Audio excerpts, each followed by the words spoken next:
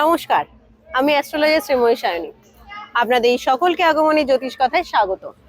আমি কিন্তু আপনাদেরকে বলেছিলাম আমি আমার সাথে সাথে আপনাদেরকেও সতীপীঠে মায়ের দর্শন করাবো। সেই কথা মতো কিন্তু আমি এর আগে মা বর্গভী মা বা মঙ্গলচণ্ডী মায়ের দর্শন কিন্তু করিয়েছি।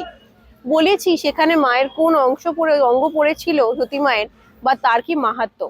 তেমন কিন্তু আমি বর্তমানে দাঁড়িয়ে রয়েছি কঙ্কালীতলায়। এটিও কিন্তু আমাদের বোলপুরের অন্তর্গত কঙ্কালীতলা। কঙ্কালী কথাটার অর্থ বা নাম এসছে কিন্তু মা কঙ্কালীর থেকেই। এখানে যখন ভগবান শিব সতীকে কাঁধে নিয়ে তাণ্ডব নৃত্য করছিলেন এবং তার দেহকে বিষ্ণু 51টা খণ্ডে ভাগ করেন, তখন কিন্তু এখানেই আমার পাশে দেখতে পাবেন একটি পুকুর, আপনারা দেখতে পাবেন।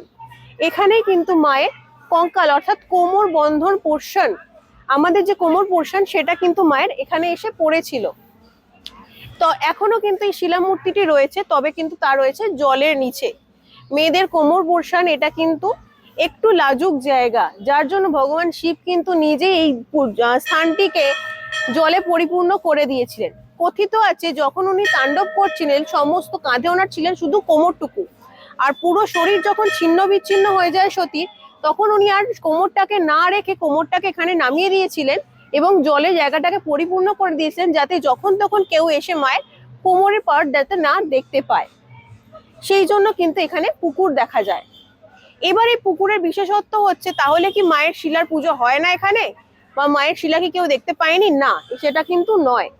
কিছু বছর অন্তর অন্তর এখানে কিন্তু জল নিজে থেকেই পুরোপুরি কিন্তু কমে আসে বা শুকিয়ে যায়।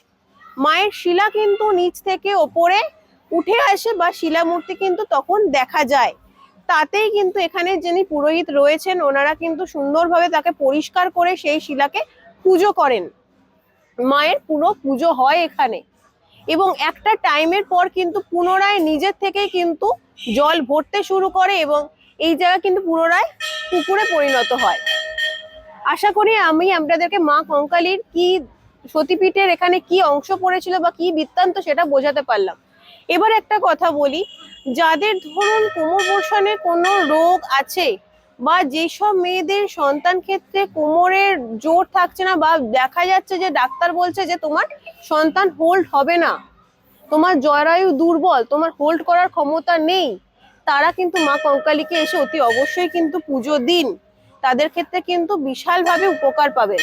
আর একটা হচ্ছে, যে সমস্ত মানুষের ব্যাকবোনে কোনো রকমের রোগ আছে, কোনো রকমের ডিজিজ আছে, তারাও কিন্তু অতি অবশ্যই মা এখানে এসে পুজো দিন। মায়ের একবার হলেও দর্শন করুন। মায়ের দর্শন কিন্তু অতি অবশ্যই খুব দরকার। মায়ের প্রসাদ গ্রহণ করুন।